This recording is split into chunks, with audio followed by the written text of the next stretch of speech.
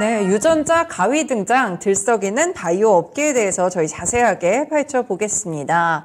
네, 유전자 가위 기술이라고 하면 최근에 제약 바이오 섹터들이 올라갈 때 많은 종목들이 또 움직였던 그런 재료가 됐던 것 같은데요. 뭐 DNA를 정말 가위로 자르듯이 싹둑싹둑 뭐 잘라서 같이 또 새롭게 뭐 질병을 연구한다든지 이런 모멘텀들이 있는 것 같은데 일단 정 이사님이 준비한 이슈니까요. 네. 유전자 가위 기술 좀 잘 알고 계세요? 아니요, 잘 몰라요. 아, 네. 저희가 그거를 논문을 가지고 공부를 하고 여기 나와서 설명할 때 되면 바이오가 안 가겠죠? 네. 죄송합니다. 제가 우스갯소리 좀 했고요.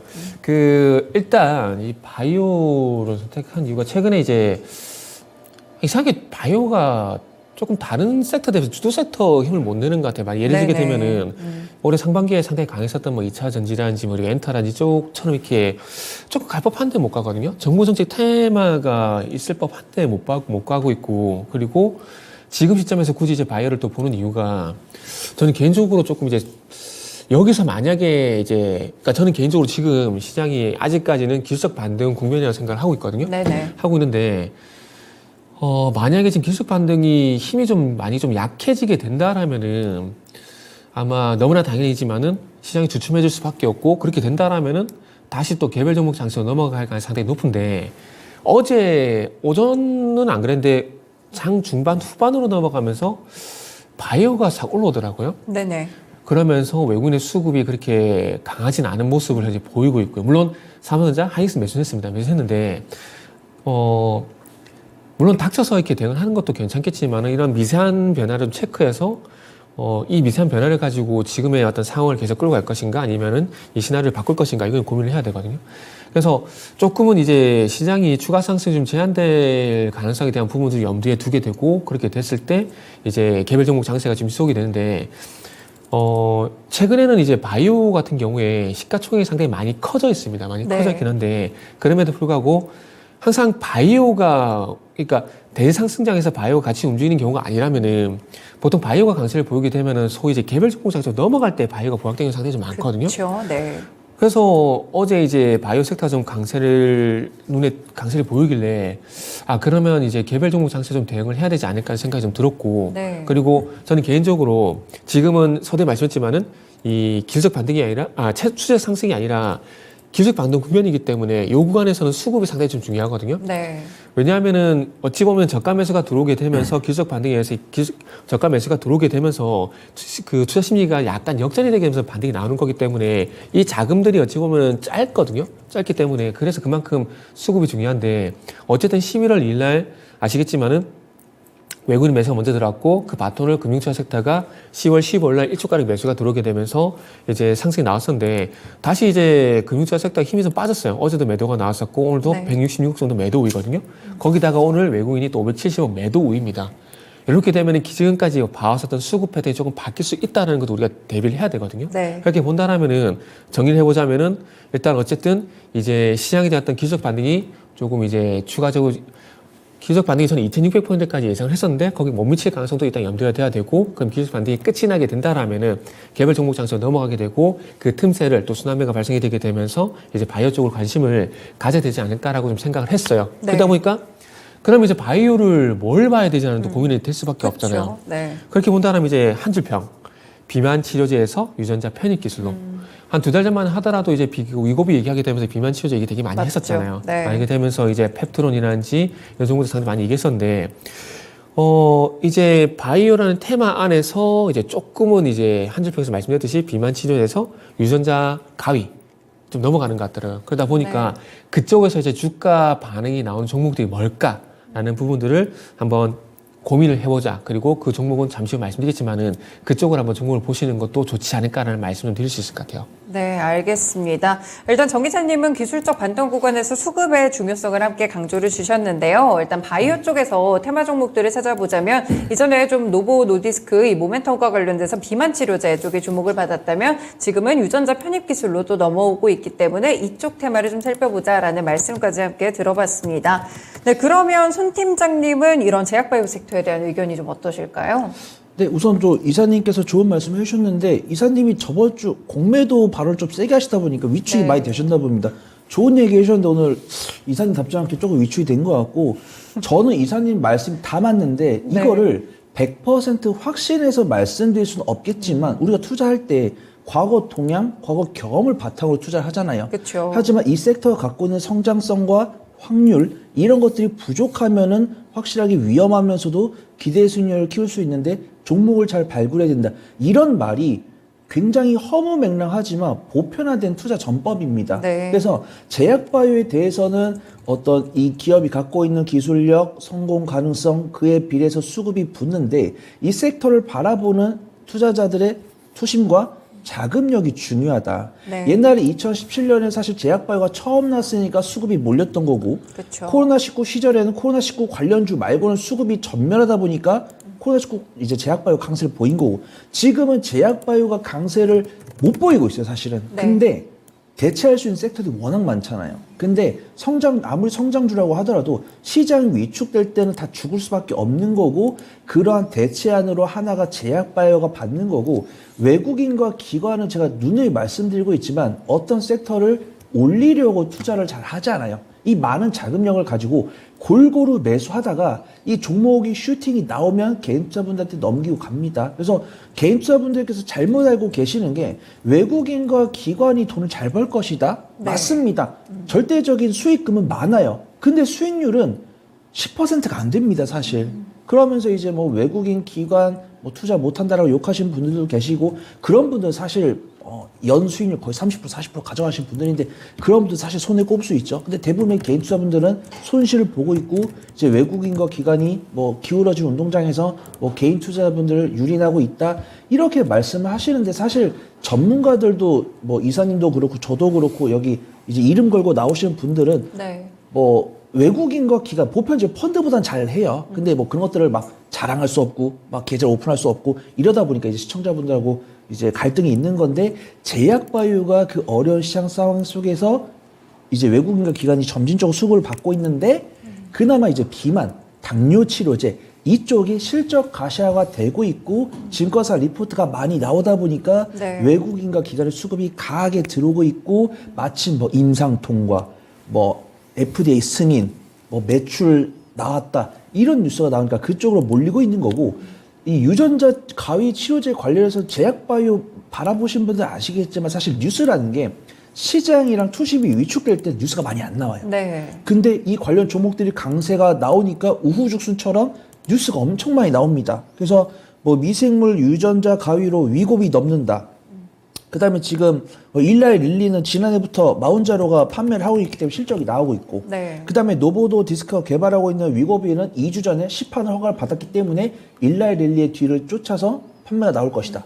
근데 지금 이 방송을 시청하시는 분들께서 뉴욕 시장에 바로 직투자가 가능하신 분은 이 종목을 매매하시겠는데 그쵸. 대부분 사실 귀찮은 것도 있고 환차손도 걱정이 되니까 국내 수혜주를 찾는 부분들이 있는데 네. 그 관련 종목들이 일단 뭐 오스코텍, 뭐 유한양행, 펩트론, 뭐 인벤티지랩 이런 종목들이 이제 갔어요.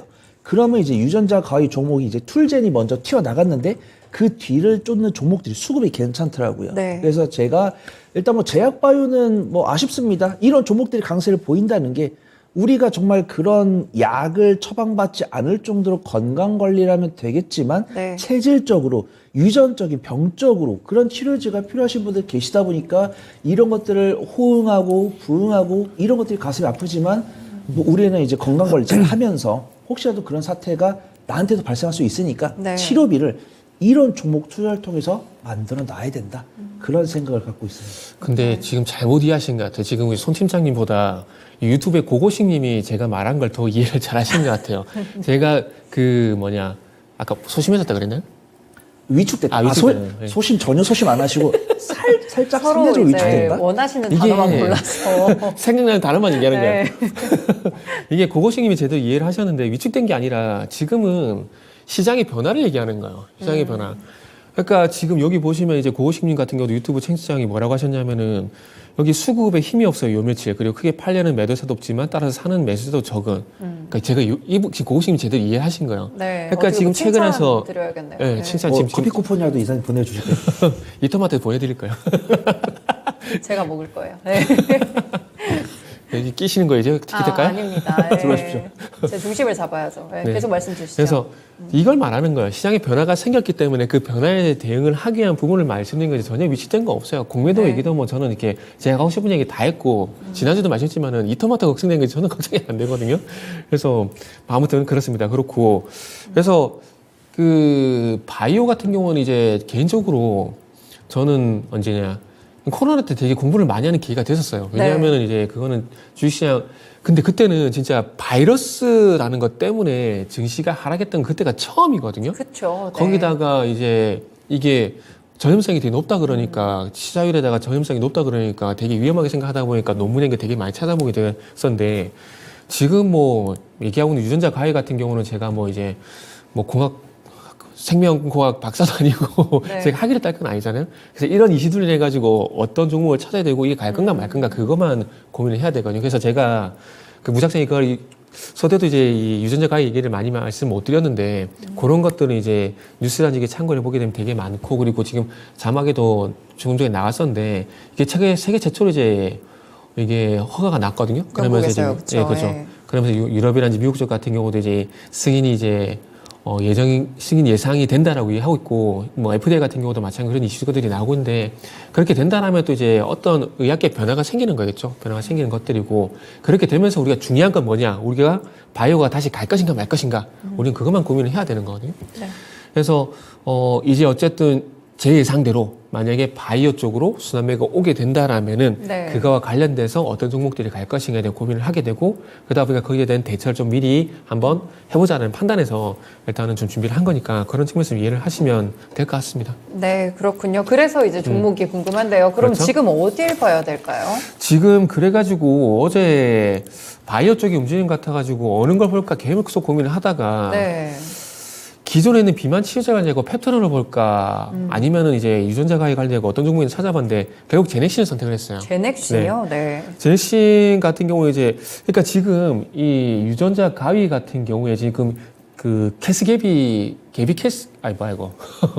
캐스개비 요게 이제 지금 자막에 나오고 있지만은 이제 영국에서 허가 났고 이제 유럽 유효하고 미국에도 이제 허가 심사 될 것을 이제 보고 있는 상황인데 요게 지금 보니까 12세 이상 겸상 적혈구 빈혈증 그리고 베타 지중해 빈혈 이런 혈액 질환 치료제와 연관성이 있더라고요. 네. 그렇게 보다 보니까 그러면은 빈혈 치료제 이쪽에 있는 종목이 어제 18% 강세 나왔었던 제넥신 요거랑 딱 일맥상통을 하더라고요. 네. 그래서 지금 제넥신 같은 경우에 그 지속형 신성 빈혈 치료제를 가지고 GX-E4 요게 이제 임상을 진행하고 있습니다. 현재 그 시약처에서 이제 투석 환자 대상으로 해가지고 임상 3상 요건 진짜 본격적으로 이제 효능이 있느냐 없느냐 요걸 판단하는 거거든요. 네. 요거에 대해서 이제 임상 시험 계획서 IMD를 제출한 상황인데 제출했고 이게 승인이 완료가 됐습니다. 완료가 됐기 때문에 심상이 진행할 건데 그러다 보니까 아마 요거 때문에 이 캐스갭이 연관성이 발생되면서 주가가 좀 들썩이는 것 같아요. 네. 지금 전체 주가로 보게 되면은 2021년도부터 쭉 계속 하락했습니다. 계속 하락했다가 네. 그죠? 최근에 와서 이제 거래량이 발생이 되게 되면서 주가 좀 들썩이는 상황들이기 때문에 지금 시점에서 한번 관심을 가져볼 만한 어떤 바이오 종목이라고 좀 생각이 됩니다. 네. 그리고 이 종목 같은 경우에 보통 이제 상승할 때 따라잡게 되면은 좀 많이 힘들거든요. 그렇기 때문에 오늘 같이 이렇게 조정이 나오는 국면들 속에서 한번 관심을 가지시고 미리 선침을 하시고 이후에 어떤 결과치를 한번 보시는 게 좋지 않을까 생각이 들고요. 그러면서 다음 주 제가 예상한 대로 바이오가 만약에 다시 한번 순환매가 들어오게 된다라면은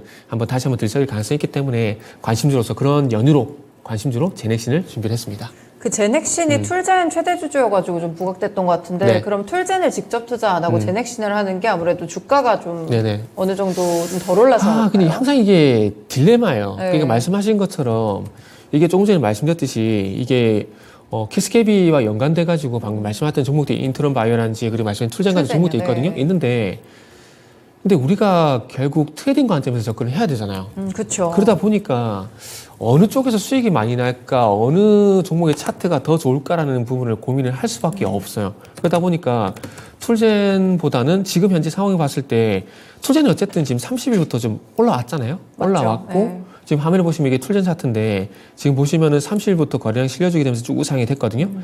이런 흐름에서 보게 된다면 이제 제넥신 같은 경우도 이 흐름을 제 예상이 맞다라면은 네. 따라갈 가능성이 있다라는 거죠. 그렇게 본다면 위치적으로 봤을 때 제넥신이 조금 더 이제 낫지 않을까 생각이 들어요. 물론 가는 종목이 더 갈 수도 있겠지만 이건 성향 차이라고 보시면 될 것 같아요. 성향 네. 차이와 그때 당시에 매수 타이밍 차이라고 보시면 될 것 같아요. 만약에 툴젠이 마음에 드신 분들 같은 경우 툴젠이 들어가도 상관없습니다. 그러나 저 같은 경우는 이게 사람마다 성격이 다르고 혈액형이 다 다르듯이 저는 제넥신 쪽으로 좀 마음이 더 가서 네. 그래서 저는 제넥신을 좀 말씀드리고 싶네요. 네, 알겠습니다. 제약바이오 섹터의 순환배가 좀 나왔을 때 이 제넥신 또 한번 정 이사님은 강조를 주셨고요. 그러면 손 팀장님, 과연 제약바이오 섹터에서 어떤 종목 준비하셨을까요? 네, 확실하게 저도 이제 트레이딩 관점으로 접근할 수 있는 종목. 근데 어차피 제약바이오를 중장기적으로 접근하실 분들은 안 계실 거다라고 판단되고 그렇죠, 있고 네. 중장기적으로 접근하기 위해서는 사실 CMO 기업 정도만 볼 수 있습니다. 그래서 나머지는 네. 어떤 이슈에 따른 일정, 그 다음에 유전자 가위 같은 경우는 이제 막 성장성이 부각이 됐기 때문에 뭐 임상 1상,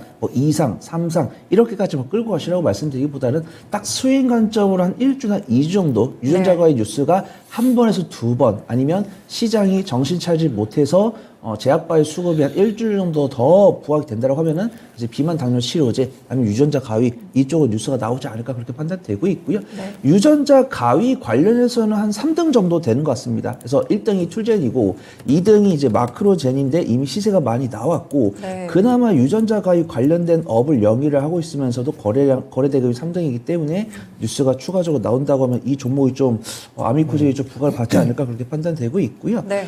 다행히 왜냐면 제약바이오 관련 종목들이 분기 실적, 연간 실적, 흑자가 안 나오는 게 너무 많아가지고 찾기가 너무 힘들었습니다. 그나마 아미코젠이 연간 실적 흑자였어요. 네. 2021년까지는. 근데 2022년에 적자가 나왔다가 23년 3분기 분기 실적이 다시 흑자로 나오면서 그나마 상대적으로 안전한 재무가치를 보유하고 있다. 그렇게 좀 평가할 수가 있고 일단 이 제약 유전자 가위라는 게 비만 당뇨뿐만 아니라 이 유전자를 대체해서 그 어떤 유전자 발현을 할 수 있는 부분이기 때문에 아미코젠 같은 경우는 이제 약간 좀 키 부분, 굉장히 제가 필요한 것 같습니다.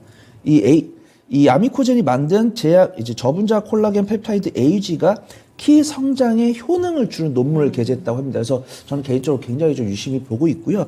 이 콜라겐 투여시 뼈 길이를 11.5%, 성장판 길을 14.8% 성장 효과가 확인되었다라고 하고 있고 수급이 그렇게 나쁘지 않아요. 그래서 제가 아까 말씀드렸던 툴젠이랑 마크로젠 같은 경우는 외국인과 기관의 수급이 들어오다가 유전자 가위가 한 2, 3거래일 전에 나오면서 개인 투자분들이 접근을 하기 시작했는데 네. 아미코젠 같은 경우는 여전히 좀 외국인 투자가들 매수세가 견조하기 때문에 20일선과 60일선 사이에서 눌림목 매수를 한 다음에 약 스윙 관점으로 1주나 2주 정도 보시면 좀 안전하게 수익 청산 가능하지 않을까 그렇게 좀 판단해 보도록 하겠습니다. 네, 알겠습니다. 트레이딩 관점에서는 아미코젠 함께 또 제시를 주셨습니다. 정 이사님 하실 말씀 있으신가요? 계속 웃으시길래. 그냥 여기 유튜브 채팅창을 보고 있는데 왜 이렇게 싸우세요? 궁금해서 여쭤본 겁니다. 싸우다 제가 누구랑 싸웁니까? 이게 뭐지 폭망 3파장 이게 부르기 맞나요? 네. 이분하고 지금 이제 논쟁을 하고 계시는데 궁금해서. 방송 끝난 뒤에 네. 논쟁 한 번 더. 여기에 올려주시면. 제가 이 폭망 3파장님한테 말씀을 드리고 싶은 게 뭐냐면은 싱크 워렌 버핏이 이제 싱크 성과로 봐야 할 듯 하네요라고 이렇게 웃으셨는데 이게 한 해만 보시는 게 아니라 이거를 10년, 20년을 늘려야 돼요. 늘려가지고 이렇게 늘렸을 때 연 평균 28% 정도 낮다는 얘기거든요. 네네. 이렇게 적하는 게 맞고 그래서 우리나라 같은 경우도 이제 미래색 같은 경우도 이제 아시잖아요. 국내 디스커버리한 인디펜스 펀드 이게 2000년부터 시작해가지고 2007년까지 갔잖아요. 그 펀드들 같은 경우도 보면은 그 운용 기간까지 보면은 1100% 넘어가거든요. 네. 근데 그걸 연으로 보기엔 100%가 돼요. 그러니까 이게 28%라는 수치 이런 거에 너무 집중 안 하셔도 돼요. 이게 해마다 땅땅땅땅 이렇게 낸 게 아니고 어느 해는 마이너스 5%가 됐다가 어느 해는 50% 이상 났다가 이런 것들 평균치 낸 거니까 그렇게 생각하시면 되고 이렇게 좀 설명해 주시면 될 것 같고요. 그리고 제가 이 입장한 지가 얼마 안 돼가지고 2000년 초반은 잘 모릅니다, 제가. 이사님 정도 되시니까 이렇게 알려주시네요. 두 분 다 공부할 수 있잖아요. 역사 공부할 수 있잖아요. 핑계 대지 마요. 핑계 대지 마. 또 싸우신다 또. 싸우는 게 아니라. 네.